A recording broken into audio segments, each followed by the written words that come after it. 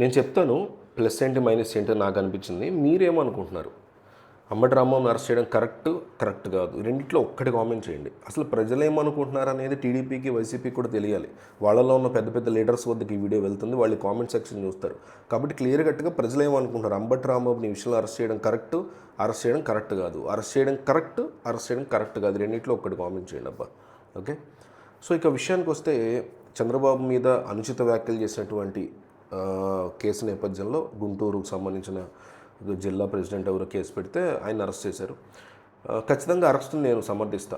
అనుచిత వ్యాఖ్యలు చేసినప్పుడు లీగల్గా యాక్షన్ తీసుకోవాలి, ఖచ్చితంగా మంచి ఇది. అయితే దాని ముందు అరెస్ట్కి సంబంధించినటువంటి పర్యవసనాలు జరిగిన ఈ సిచ్యువేషన్ ఏదైతే ఉందో, ఏ టీడీపీ అయితే వైసీపీ గుండా రాజకీయం చేస్తుందని చెప్పిందో చేస్తున్నారు వాళ్ళు, అందులో డౌట్ లేదు. వాళ్ళ గురించి కూడా మాడతా. మరి వీళ్ళు చేసేది కూడా అదే కదా. ఇంటి మీద పడిపోయి కార్లు ధ్వంసం చేసేసి రాళ్లతో కొట్టి అసలు అంత అవసరమే ఉంది? అనుచిత వ్యాఖ్యలు చేసినటువంటి ఒక వ్యక్తిని, మీదే కదా అధికారంలో ఉన్నారు, మీ దగ్గర ఉన్న సిస్టమ్ను కూడా సరిగ్గా పనిచేసేలాగా పని చేయించుకోలేని అసక్తతతో ఉన్నారా మీరు? మీ నాయకులు కార్యకర్తలను అడుగుతున్నాను నేను, తెలుగుదేశం పార్టీ కార్యకర్త. మీరే కదా అధికారంలో ఉన్నారు. ఏదన్నా ఇష్యూ జరిగినప్పుడు ఓకే అధికారంలో ఉన్నాం, దొరికాడు కరెక్ట్ టైంలో, ఇతన్ని లీగల్గా మేము డీల్ చేస్తామని ధైర్యంగా ముందుకు కదలట్లేదు అనుకోండి సిస్టమ్, మీదే కదా అధికారం, మీకు సంబంధించిన వాళ్ళు కదా నాయకులు. వాళ్ళని క్వశ్చన్ చేయండి, వాళ్ళ మీద తిరగబడండి. అవతల ఒకడు ఎంత దారుణంగా మాట్లాడితే ఎందుకు మీరు చర్యలు తీసుకోవట్లేదని వాళ్ళని క్వశ్చన్ చేయండి. ఓ పక్క భారతీ రెడ్డి లాంటి వ్యక్తిని ఏది నోటుకొచ్చిన ఒకడు మాట్లాడితే అతను అరెస్ట్ చేశారుగా. అప్పుడు అందరూ నాతో సహా చాలామంది మెచ్చుకున్నారు. అప్పుడు ఎవరి మీద ఎవరు ఏం మాట్లాడినా సరే తప్పు కూతలు కూర్చున్నప్పుడు ఖచ్చితంగా చట్ట ప్రకారం చర్యలు తీసుకోగలగాలి. అదే కదా civilisation, democracy, the whole point of constitution అది కదా. ఇళ్ల మీద పడిపోయి దాడులు చేసి రాళ్లతో కొట్టేసి బద్దలు కొట్టేసి అసలు ఇంత మూర్ఖంగా ఎట్లా బిహేవ్ చేయగలుగుతారో నాకు అర్థం కాల. ఇక వైసీపీకి మీకు తేడా ఏముందనేది బిగ్గెస్ట్ క్వశ్చన్ కింద వస్తుంది కదా. గతంలో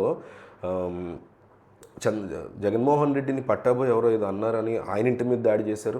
తెలుగుదేశం పార్టీ ఆఫీసుని దారుణంగా బద్దలు కొట్టేశారు వైసీపీ రౌడీ మూకలు. ఇప్పుడు టీడీపీ రౌడీ మూకలు చేసిన కూడా అదే కదా. మీకు తేడా ఉందంటున్నా నేను. మిమ్మల్ని వాళ్ళు క్వశ్చన్ చేసుకునే అవకాశమే లేదు కదా అంట నేను. సో ఇక్కడ బిగ్గెస్ట్ ప్లస్ పాయింట్ ఏంటంటే అరెస్టులు అనేవి డైవర్షన్ రాజకీయాలకు కానీ లేకపోతే కక్ష సాధింపు చర్యలకు కానీ తీసుకుంటోంది కూటమి అనేది వైసీపీకి ప్లస్ పాయింట్. ఇక మైనస్ పాయింట్ ఏంటంటే వైసీపీకి ఇదే క్వశ్చన్ అడుగుతారు జనాలు, మిమ్మల్ని గుర్తుపెట్టుకోండి. అయ్యన్న పాత్రుడు జగన్మోహన్ రెడ్డిని ఆయన జగన్ సీఎంగా ఉన్నప్పుడు అయ్యన్న పాత్రుడు బూతులు తిట్టారని, తప్పుడు మాటలు మాట్లాడారని జోగి రమేష్ నేరుగా వెళ్ళి చంద్రబాబు నివాసం మీదకే అటాక్ చేయడానికి వెళ్ళిపోయారు కదా. అప్పుడు మీకు తప్పు అనిపించలేదా? అప్పుడు మీరు ఎందుకు మాట్లాడలేదు? అప్పుడు వాళ్ళు చేయబోయినటువంటి దాడిని టీడీపీ కార్యకర్తలు అడుగుతున్నప్పుడు వాటి గురించి మీరు ఎందుకు మాట్లాడలేదు? ఇప్పుడు దీన్ని మీరు ఎందుకు మాట్లాడుతున్నారు అని ఓపెన్గా క్వశ్చన్ చేస్తున్నారు అబ్బా జనాలు వైసీపీని. మరి దీనికి వైసీపీ అని సమాధానం చెప్తుంది. ఇది బిగ్గెస్ట్ మైనస్ అవబోతుంది వైసీపీకి. మీరు చేసినప్పుడు గూండాగిరి అని వాళ్ళు ఏదైతే ఉన్నారో దాన్ని మీరు కంట్రోల్ చేయకపోగా ఇప్పుడు వాళ్ళు అదే గూండాగిరి చేస్తుంటే గూండాగిరి అని మీరు అంటున్నారు. దాన్ని మేము ఎందుకు యాక్సెప్ట్ చేస్తాం? మీరు వాళ్ళు ఇద్దరు దొంగలే, ఇద్దరు గూండాలే అని ఓపెన్గా ముఖం మీద జనం క్వశ్చన్ చేస్తున్నారు వైసీపీని ఈరోజు.